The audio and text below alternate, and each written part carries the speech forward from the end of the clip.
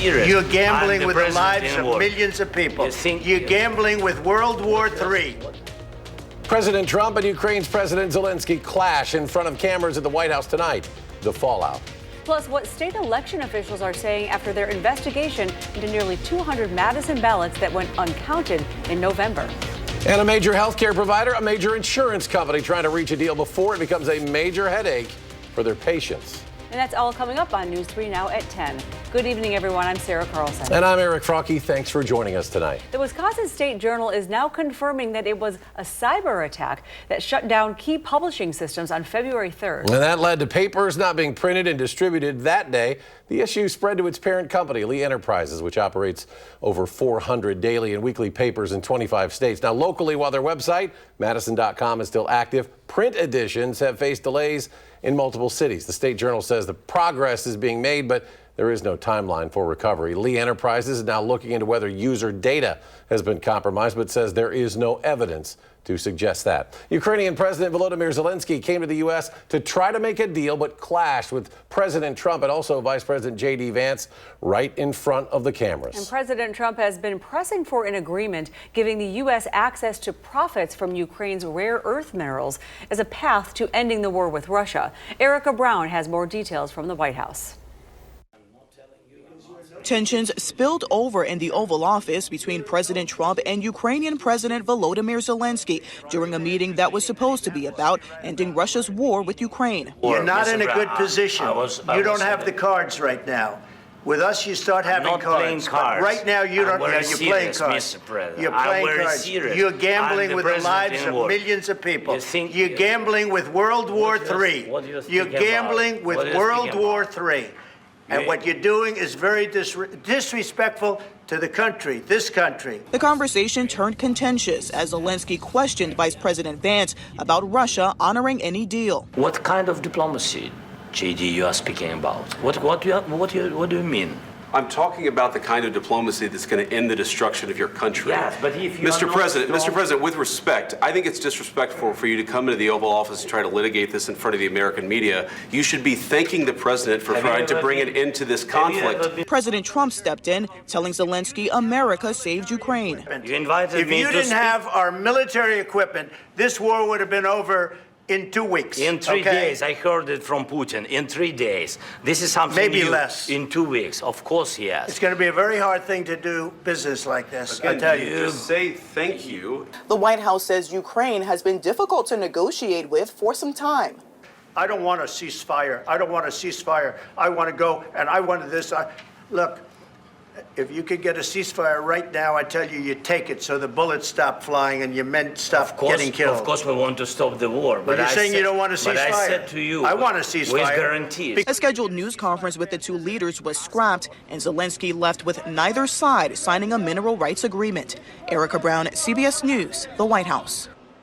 Well, since the exchange, President Trump posted this on Truth Social, saying in part, quote, I have determined that President Zelensky is not ready for peace if America is involved because he feels our involvement gives him a big advantage in negotiations. I don't want advantage. I want peace. In local news, a Janesville woman has pleaded guilty to 4 counts of homicide by vehicle while under the influence of THC. 24-year-old Lexus Bonedecker was driving a group home van last April when she ran a stop sign in Lima Township, causing a deadly chain reaction crash. 4 people were killed and 4 others injured. Prosecutors say Bodecker was not authorized to drive the vehicle and had THC in her system at the time. She faces up to 25 years per count and will be sentenced May 27th. Well, meteorologist Buddy Reeves caught in a gust of wind. He landed on the backyard patio, and he's got a peek at our first warn forecast. Hey, buddy. Hey, yeah, the wind is still actually gusting out here. And actually, if you can see behind me, we actually have some snow flurries going on here on the west side of Madison. Again, it won't accumulate to anything, but just be aware if you're out, you might see a couple of snow flurries into the evening hours. Look at these wind gusts today that we saw across most of southern Wisconsin.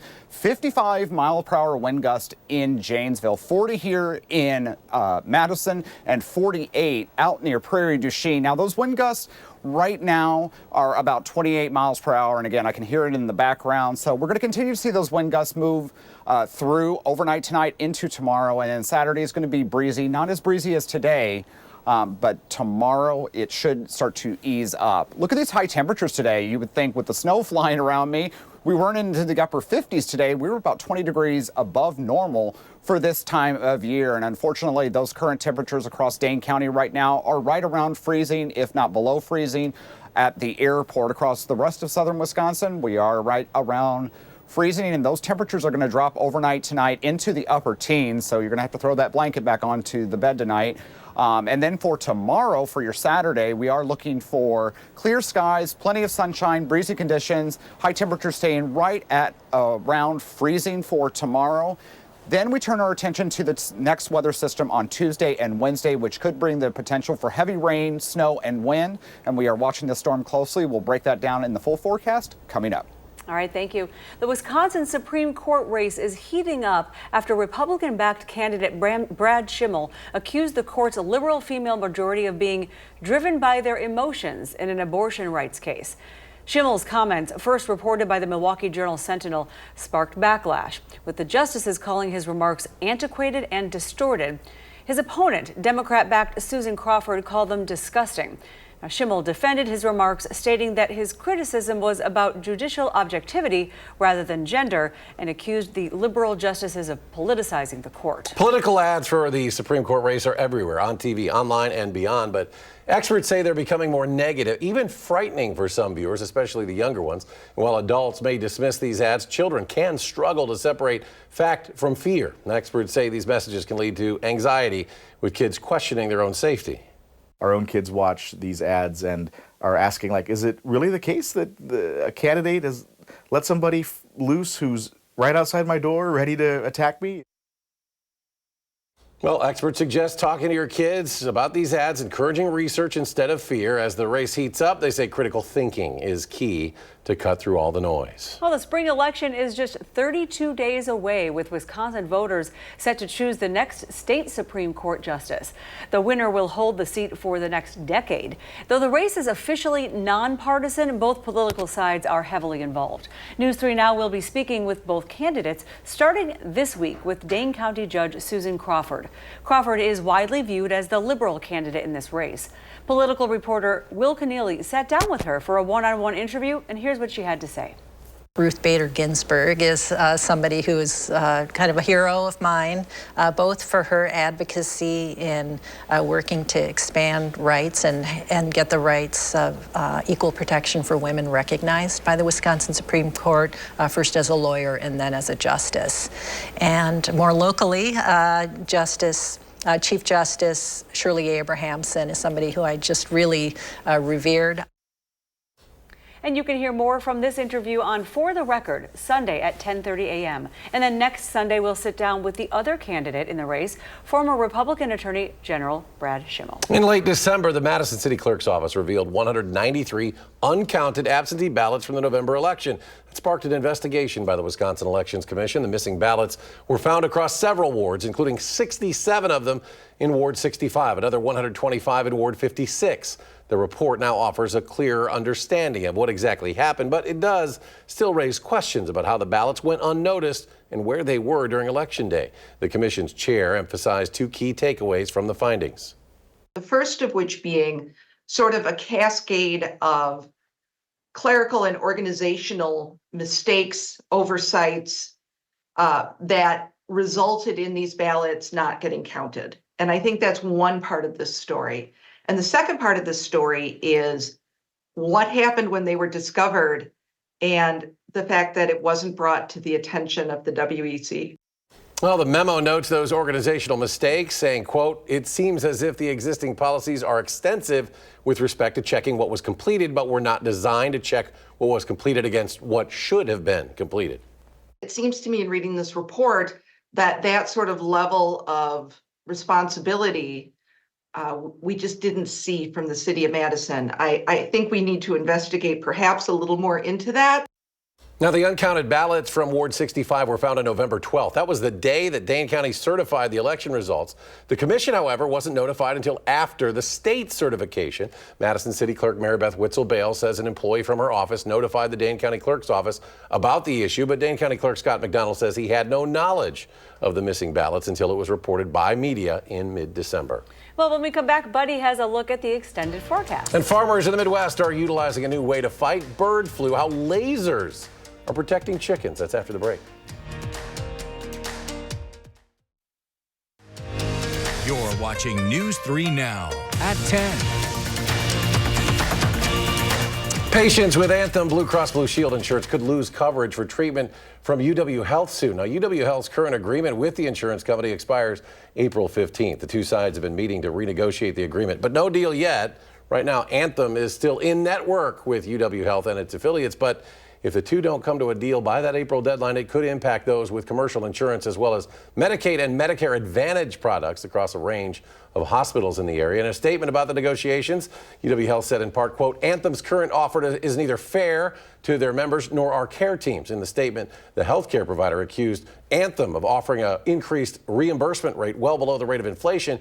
It also says Anthem is demanding the ability to unilaterally change payment terms without a renegotiation and that the insurance company overuses prior authorization requirements. We've also gotten a statement from Anthem to UW Health, and in it, the insurer says UW Health is requesting a price hike more than 4 times the current rate of inflation in the first year alone. That statement reads in part, quote, we want UW Health to remain in our networks and we'll continue to work with them to reach an agreement. However, we cannot agree to excessive price increases that would only make healthcare less affordable for our members. A serious setback for Pope Francis to report tonight. The Vatican says he suffered a bronchial spasm, resulting in him breathing in stomach acid. Doctors have had to aspirate his lungs. Francis has been hospitalized for more than 2 weeks due to double pneumonia. The Vatican said he was making progress earlier this week, though he is not planning to lead next Wednesday's Ash Wednesday service. This marks the second time in his 12-year papacy the 88-year-old has been unable to mark the start of Lent. Well, Buddy Reeves joins us now with a mixed bag for our forecast. Some wind, rain, and a cool down in our forecast, too. Yeah, there is definitely going to be a cool down in the forecast compared to what we saw today, where our temperatures hit the upper 50s, 56 here in Madison officially. The good news is this weekend is going to be rather dry and cool. So the 3 things you need to know: cool, near average weekend. So our average high temperature this time of year is 36 degrees. We are going to be dry, like I said, over the weekend. But then as we turn our attention to next week, especially Tuesday into Wednesday, that's when things get a little bit interesting, and we'll break that down in just a moment. But I wanted to recap the peak wind gusts today across most of the area. Alex had showed this graphic at 6 o'clock, but I wanted to point out Janesville, which had a 55-mile-per-hour wind gust. 58 miles per hour is the severe weather limit for wind gusts. So we were pretty close to that, and a lot of these look like tropical storm force wind gusts, so 40s and 50s across most of the map right now. But taking a look at what it's going to be like overnight tonight into tomorrow, those wind gusts could gust as high as 30 miles per hour in Madison, 26 in Janesville. And as we head on into your Saturday morning, it's still going to be rather breezy with wind gusts as high as 20 to 30 miles per hour across most of southern Wisconsin. And then as we head on into your Saturday afternoon around lunchtime, those wind gusts will start to decrease over time. And then by the time we hit the Saturday evening, if you have any plans outside or downtown maybe, those winds should subside and we should only see around 10 mile per hour wind gusts. So overall, we just need to get through most of Saturday, and those wind gusts that you've been experiencing today and into tomorrow will subside. And the weekend is actually looking pretty good. 31 degrees on Saturday. Again, it's going to be a lot colder than it was today, but there's going to be plenty of sunshine and it's going to be a little bit breezy. But then on your Sunday, we're actually even warmer with temperatures almost near 40 degrees, and it's actually going to be pretty seasonable as we head on into the latter part of your weekend. We are watching the next weather system, which is going to hit Tuesday into Wednesday. This is going to actually be a pretty powerful storm system. Here in Wisconsin, we're going to see heavy rain, snow, and wind, but down south, especially towards Alabama, Mississippi, Arkansas, and Louisiana, they could actually see their first significant severe weather event. But we are watching this storm closely, so let's track this out of what we think right now. Again, we're using a long-range model. The short-range models haven't quite picked up on it yet because we're not in that time frame. But we're going to start about 6:30 in the morning. We could have some light rain showers across portions of Dane County and portions across the Illinois state line. And as we head on into your Tuesday afternoon, again, scattered showers across most of southern Wisconsin on your drive home on your Tuesday. It's when we get into Wednesday as that low pressure system that's off the screen starts to approach the area. We have heavy rain around 2 o'clock in the morning, but then you see here we have this mixed precipitation and behind it some snow. And as we advance it into the morning hours on your Wednesday, as you're heading off to work or school, you can see we have quite a bit of snow that will continue into the afternoon and evening hours before pulling away Wednesday afternoon. So we are going to continue to watch this here at the First Warn Weather Team, and we might have to issue some alert days, especially for the heavy rain and mixture to snow, which we could get some accumulation. But temperatures after that look to moderate into the 40s and into the 50s, and even to the extended forecast outside of this, we could actually see our first 60-degree temperature. Looking forward to that, buddy. Thank you. Well, in addition to causing egg prices to rise, the recent bird flu outbreak is causing problems for many farmers. And that has led some farmers in Minnesota to take a unique step to keep the virus from spreading. John Lorison reports. This has been one of the craziest times because in the past, it would come, we would have it for a few months, and then it would go away. But Jake Vlamick says he and other turkey farmers have been dealing with H5N1 for 3 straight years. His family operates Fallen Farms, which was hit hard by the flu in 2023.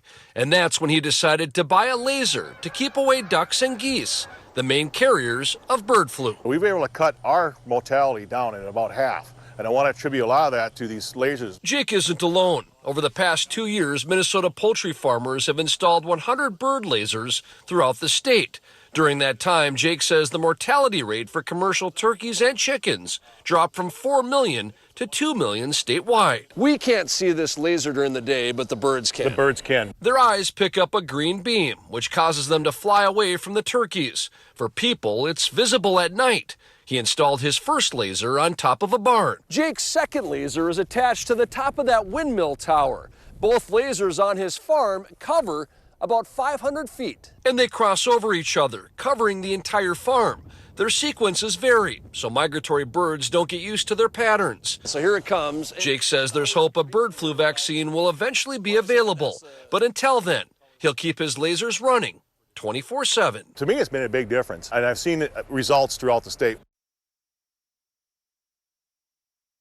And Minnesota lawmakers talked about additional funding for poultry farmers in order to help them fight the H5N1. And still to come in sports, Wisconsin women's hockey begins their journey back to the Frozen Four. Highlights from LeBon next on News 3 Now.